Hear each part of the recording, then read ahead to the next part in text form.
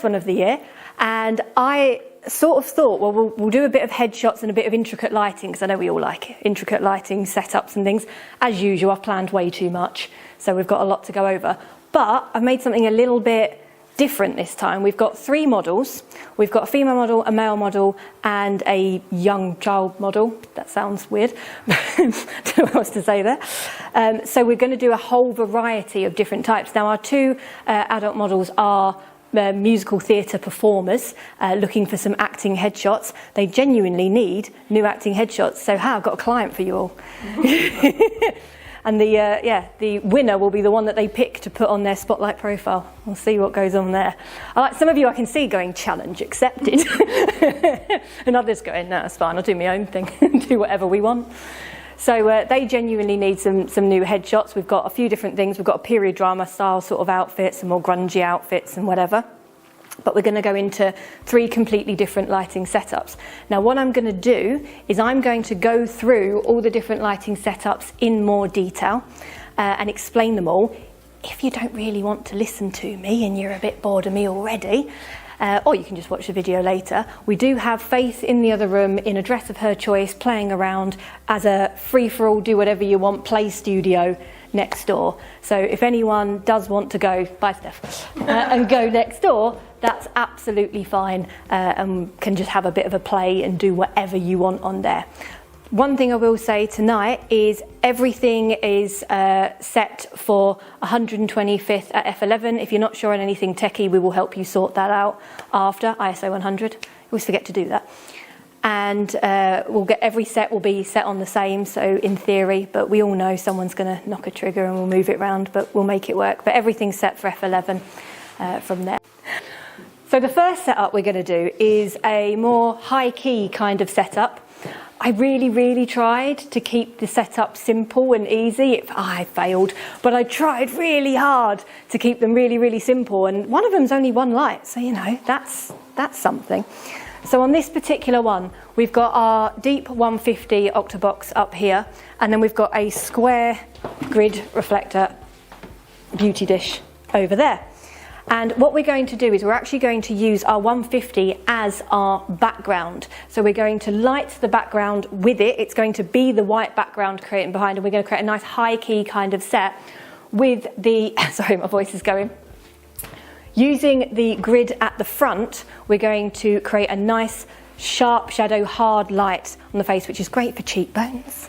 That's what we always like. It's good for cheekbones, jawline. It's going to create a really nice sort of dynamic kind of look. So what we'll do is I will shoot first without. We'll put this one here. I won't blind you all. We'll shoot first without. So if you want to cross your legs over, bring your hands just onto your knee. I told you I'd tell you everything. And then chin just towards me. Are you okay if I move your hair? Yeah. Is that all right? There's one doing a loop thing. There's always one, isn't there? That's actually, the rest of it went perfect. Brilliant. So I'm going to turn that way. If you bring chin down a tiny bit more, you're already in the perfect place. Fantastic. Brilliant. So, I'm still shooting in black and white. That's fine. We can work with that. And then I'm going to bring this light just in here and then chin down. That's it. Perfect. Brilliant. Fabulous. No, turn it back on. Told you it's always me that does it first. And the best of it is I get it all on video. I'll cut that bit.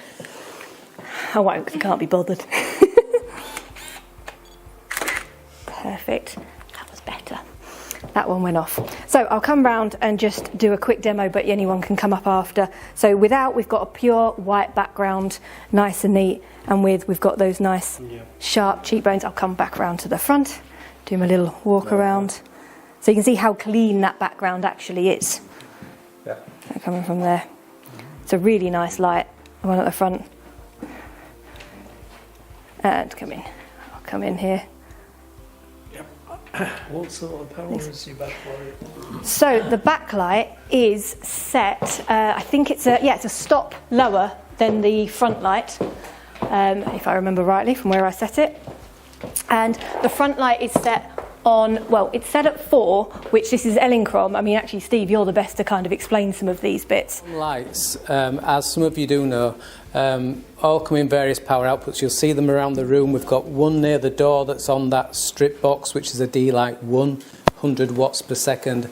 So you get 200, 400. This one's an ELC 500, 500 watts per second.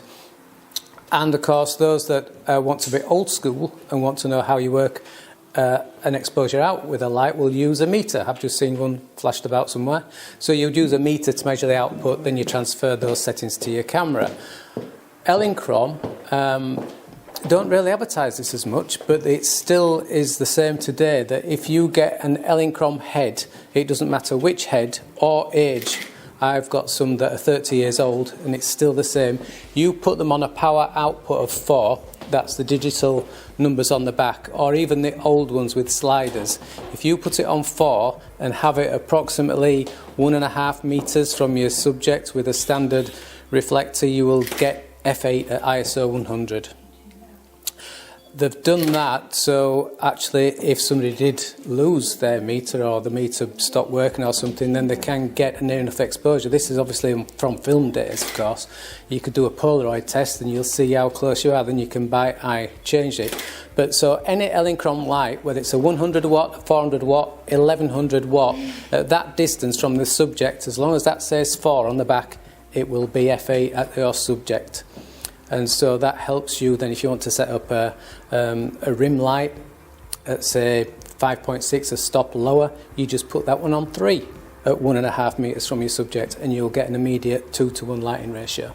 Okay, so that's just a nice little thing for Elinchrom or anybody that's using any of our lights at any point. If you get stuck, instead of taking loads of pictures and getting the exposure out on your camera by eye, just put it on 4 and that's your starting point.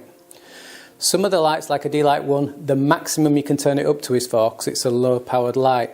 So that's why Elinchrom have made this magic number. So you can actually, whether it's a low-powered light or a high-powered light, because with a high-powered light, it may go up to a 7.5. So actually, there's a lot of play in all of those lights. So the maximum with a D-Light 1 at ISO 100 at that distance will be f8. Okay. And that so ends the lesson in Elinchrom numbers. There you go. Thank you. No, me, I was just taking the opportunity to just play anyway, as I like to. So I've taken a few shots, I've done a few like this, I like it, but I want even more definition on those cheekbones. So what I'm going to do is I'm going to bring in my polyboards and put the black side down here, so it's going to absorb a bit of light and give us even more definition on those cheekbones. So I'm going to pull, we'll do one side first because the second I put the other side on, you can't see. So we'll do just one to work it. It will be better with the two. So chin down a tiny bit. Perfect. That's it. Brilliant.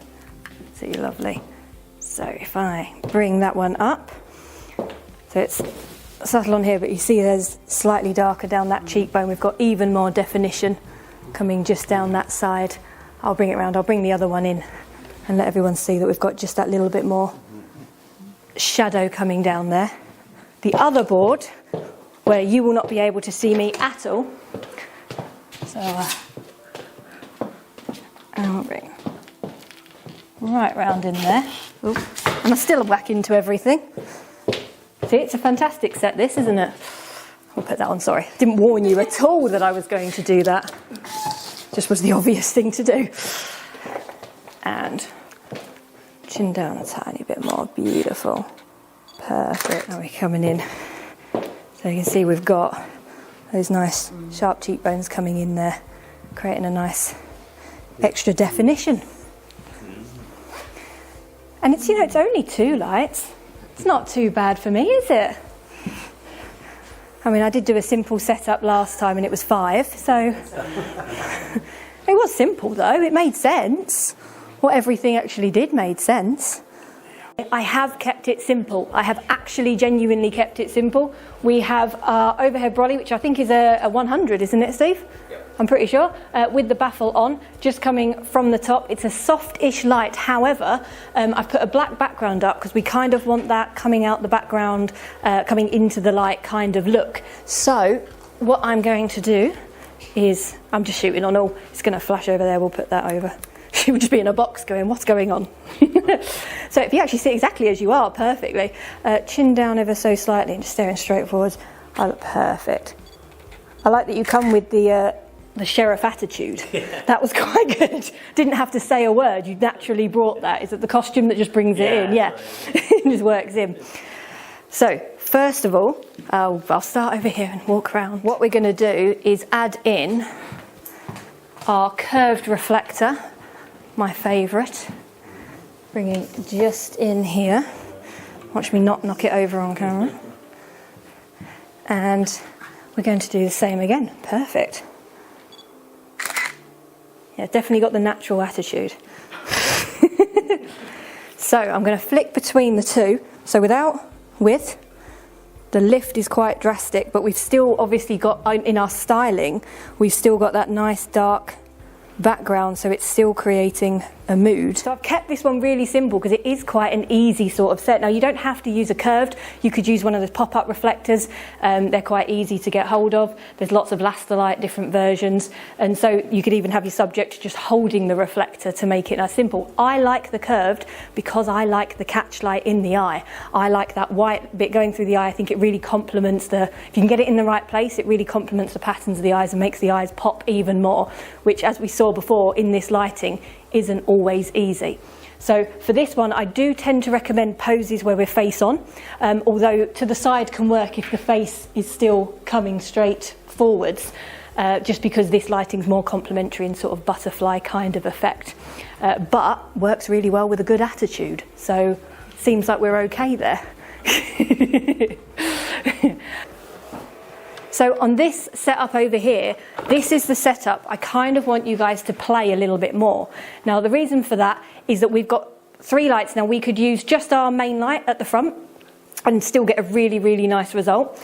We could have 2 lights and have our main light with a separation light just coming down the side, or we can have all 3 lights coming in where we get a nice kind of glow around, you get a bit more with the cheekbone, and your main light is creating your key light at the front. So we'll just do a bit of a build up here. I'll put just one light on first. I'll try not to blind you. You're all set these up, so let's have a quick look. We're on 4, perfect. If you want to turn to face this way now, we're going to sit nice and tall. You know my rule. Is it all right if I just pull your t-shirt back? Because it's just gone a little bit out of the front there. There we go. So we're going to bring our chin just to the side. Technically, oh, there we go, perfect. The strip boxes are in the way. I didn't change the group. I said I was going to. I actually said it aloud. Perfect. One day I'm going to get you lot to just observe me in an actual shoot where I do it right. So you would think the strip boxes are in the way, but I knew from my angle I was going to be absolutely fine. So this is the Deep 70. This is my favourite modifier of all time. It hasn't changed year after year. I absolutely love the softness, the definition you get on the cheekbones. Everything about this modifier is my favourite. It gets even lovelier when you add a grid to it. And there, it's just beautiful. And it works with a good attitude shot as well. I just added the strip box from the side to add a little bit of separation down this side. Now I've put it right to the back. I don't want this to hit the background. All I want it to do is come and just create a slither of light down here, and it shouldn't bleed around the face too much. We might get a little bit of cheekbone, depending on our pose. Up again. And then chin towards me, we're looking in. Perfect. Absolutely brilliant. Oh, that was brilliant. So you're better than these two. Yeah. So without... Yes. And that lovely slither. It just elevates that little bit of detail. Just absolutely elevates